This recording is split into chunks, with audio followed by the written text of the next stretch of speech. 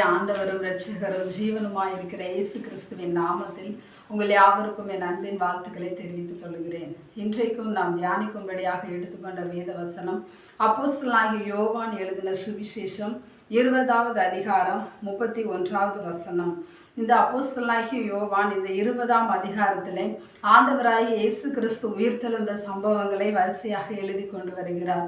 கடைசியாக இந்த வசனத்திலே நாம் வாசிப்போமானால் இந்த சுவிசேஷம் எதற்காக எழுதப்பட்டு இருக்கிறதுங்கிற ஒரு காரணத்தையும் அவர் இந்த வசனத்திலே குறிப்பிடுகிறார். நான் வாசிக்கிறேன்.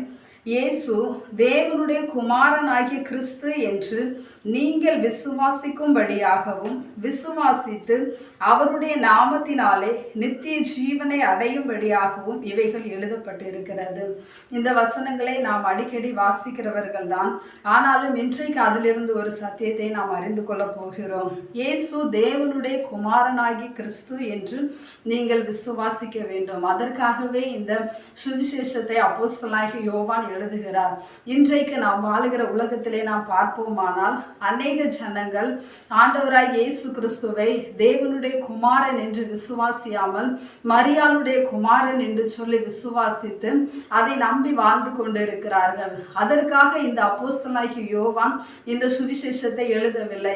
மாறாக அப்போஸ்தலனாகிய யோவான் எழுதுகிறது என்னவென்றால், இயேசு தேவனுடைய குமாரனாகிய கிறிஸ்து என்று நீங்கள் விசுவாசிக்கும்படியாகவும் அவருடைய நாமத்தினாலே நித்திய ஜீவனை அடையும்படியாகவும். இங்கே ஒரு காரியத்தை நாம் புரிந்து கொள்ள வேண்டும். அதாவது இயேசு தேவனுடைய குமாரனாகிய கிறிஸ்து என்று சொல்லி நாம் விசுவாசிக்கும் பொழுதுதான் நமக்கு நித்திய ஜீவன் கிடைக்கிறது.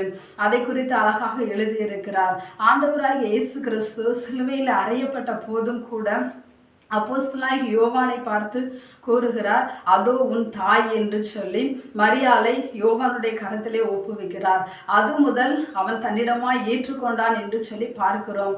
அப்பொழுது இந்த மரியாளை குறித்து அப்போஸ்தலனாகிய யோவானுக்கு நல்லாகவே தெரியும். பல ஆண்டுகள் பராமரித்திருப்பார்.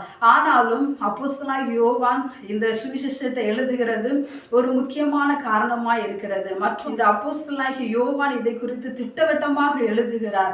மரியாளை தன் கூடவே வைத்து பராமரித்தாலும் கூட இயேசு கிறிஸ்துவை குறித்து அருமையான சாட்சி கொடுக்கிறார். ஏனென்றால் கர்த்தர் அவனுக்கு நல்ல வெளிப்பாடுகளை கொடுத்திருக்கிறார். ஆகவேதான் அவர் இந்த காரியத்தை முக்கியப்படுத்தி எழுதுகிறார். இயேசு தேவனுடைய குமாரனாகிய கிறிஸ்து என்று நீங்கள் விசுவாசிக்கணும். மரியாளுடைய குமாரன் என்று சொல்லி நீங்கள் விசுவாசித்திருப்பீர்கள், ஆனால் நிச்சயமாய் உங்களுக்கு நித்திய ஜீவன் கிடைக்காது. தேவனுடைய குமாரன் என்று சொல்லி நீங்கள் விசுவாசித்தால் மட்டுமே நித்திய ஜீவனை பெற்றுக்கொள்ள முடியும். இங்கே நாம் 2 சம்பவங்களை பார்க்க போகிறோம். முதலாவதாக யூதர்கள் இயேசு கிறிஸ்துவை பிலாத்துவினிடத்தில் ஒப்பு கொடுக்கிறார்கள், சிலுவையில் அறைய வேண்டும் என்று சொல்லி. அப்பொழுது இவன் காரணத்தை கேட்கிறான். எதற்காக சிலுவையில் அறைய வேண்டும் என்று சொல்லுகிறீர்கள் என்று சொல்லி கேட்கும் போது இந்த யூதர்கள் சொல்லுகிறார்கள், இவன் தன்னை தேவனுடைய குமாரன் என்று சொன்னதுனால அந்த நியாயப்பிரமாணத்தின்படியே சாக வேண்டும் என்று சொல்லி அவர்கள் குற்றச்சாட்டை முன்வைக்கிறார்கள். அப்பொழுது பிலாத்து இந்த வார்த்தையை கேட்ட பொழுது மிகவும் பயப்படுகிறான் என்று சொல்லி அப்போஸ்தலனாகிய யோவான் எழுதின 19வது அதிகாரத்திலே நாம் வாசிக்கிறோம். 7ஆம் வசனம் முதல் 9 வரை நாம் வாசிப்போமானால் இந்த காரியத்தை குறித்து தெளிவாக அறிந்து கொள்ளலாம்.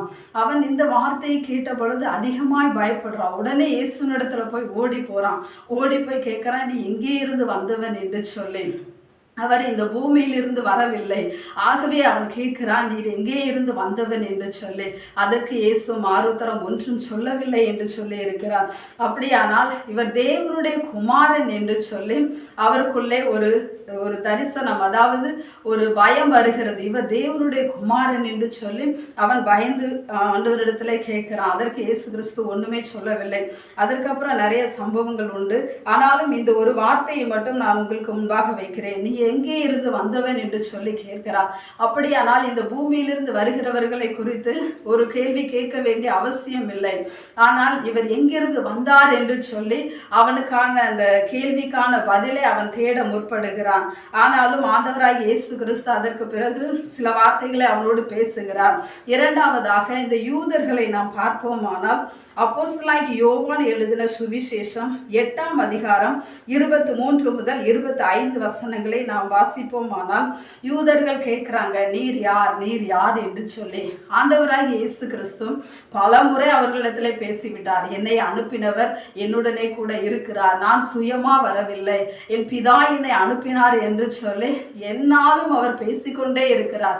ஆனாலும் இந்த யூதர்களுக்கு அதை விசுவாசிக்க மனமில்லை. ஆகவே கேட்கிறார், ஏன் ஏன் ஏன் நீர் யார் என்று சொல்லி அவர்கள் கேட்டுக்கொண்டே இருக்கிறார்கள். ஆகவே அவர் சொல்லுகிறார், நான் உங்களுக்கு ஆதி முதலாய் சொல்லி இருக்கிறவர் தான் அப்படின்னு சொல்லி இங்க பதில் கொடுக்கிறார். ஏன்னா எப்பவுமே சொல்லிக்கிட்டே இருக்கிறாரு, பிதா என்னை அனுப்பினார், என்னை அனுப்பினவர் அப்படின்னு சொல்லிட்டு ஆண்டவராக இயேசு கிறிஸ்து சொல்லிக்கொண்டே இருக்கிறார். நீங்கள் தாழ்விலிருந்து உண்டானவர்கள், நான் உயர்விலிருந்து உண்டானவன் என்று சொல்லி இருக்கிறார். நீங்கள் இந்த உலகத்திலிருந்து உண்டானவர்கள், நான் இந்த உலகத்திலிருந்து உண்டானவன் அல்ல என்று சொல்லி அநேக காரியங்களை சொல்லிக்கொண்டே வருகிறார். இந்த வசனத்திலே பார்ப்போமானால் 24வது வசனத்தை வாசிக்கிறேன். ஆகையால் நீங்கள் உங்கள் பாவங்களிலே சாவீர்கள் என்று உங்களுக்கு சொன்னேன். நானே அவர் என்று நீங்கள் விசுவாசியாவிட்டால் உங்கள் பாவங்களிலே சாவீர்கள் என்று சொன்னார். நாம் முதலாவதாக வாசித்தோம், ஆண்டவராகிய இயேசு கிறிஸ்து தேவனுடைய குமாரன் என்று சொல்லி விசுவாசித்தால் நித்திய ஜீவன் கிடைக்கும். இங்கே பார்க்கிறோம், நானே அவர் என்று நீங்கள் விசுவாசியாவிட்டால் உங்கள் பாவங்களிலே சாவீர்கள்.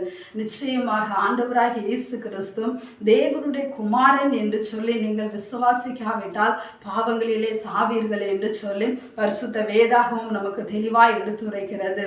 ஆகவே இந்த வேத புத்தகம் எதற்காக எழுதப்பட்டு இருக்கிறதுக்கான ஒரு முழு காரணத்தை நாம் இங்கே படிக்கிறோம்.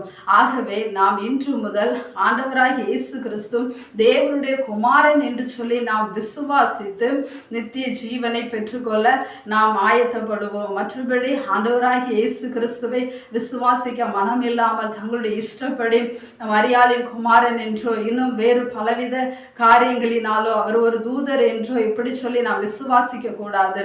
ஆண்டவராகிய இயேசு கிறிஸ்து என்று சொல்லி நாம் விசுவாசிப்போமானால் நாம் நித்திய ஜீவனை பெற்றுக்கொள்ளலாம். அப்படியே ஆண்டவராகிய இயேசு கிறிஸ்துவை நீங்கள் விசுவாசிக்கும் பொழுது நித்திய ஜீவனை பெற்றுக்கொள்வீர்கள். ஜெபம் பண்ணுவோமா? நல்ல தகப்பனே, உம்மை துதிக்கிறங்க தாவே. அருமையான இந்த நல்ல வேலைக்காய் உமக்கு ஸ்தோத்திரம் ஆண்டவரே. இந்த வேத புத்தகம் எதற்காக எழுதப்பட்டது என்கிறதற்கான ஒரு முக்கியமான காரணத்தை இன்று அறிந்து கொள்ள முடிந்ததப்பா. இந்த தாவே வசனத்தை ஒவ்வொருவரும் ஏற்றுக்கொண்டு ஆண்டவராகிய இயேசு கிறிஸ்து தேவனுடைய குமாரன் என்று சொல்லி விசுவாசித்து அவருடைய நாமத்தினாலே நித்திய ஜீவனை அடையும்படி எழுதப்பட்டு இருக்கிறது என்பது நோக்கத்தை அறிந்தவர்களாய் கர்த்தரை விசுவாசித்து ஆண்டவராகிய இயேசு கிறிஸ்துவை விசுவாசித்து நித்திய ஜீவனை பெற்றுக்கொள்ள கர்த்தர் ஒவ்வொருவருக்கும் இரக்கம் செய்யும்படியாய் ஜெபிக்கிறேன். எல்லா துதிக்கான மகிமை பிதாவாகிய தேவனுக்கே செலுத்துகிறேன். இயேசு கிறிஸ்துவின் மூலம் ஜெபிக்கிறேன் எங்கள் ஜீவனுள்ள நல்ல பிதாவே, ஆமென். இந்த வார்த்தையின்படியே நீங்கள் நித்திய ஜீவனை பெற்றுக்கொள்வதற்கு ஏதுவாக நடந்து கர்த்தரிடத்திலிருந்து எல்லா நன்மைகளையும் ஆசீர்வாதங்களையும் நித்திய ஜீவனையும் பெற்றுக்கொள்ளுங்கள். கர்த்தர் உங்களை ஆசீர்வதிப்பாராக. ஆமென்.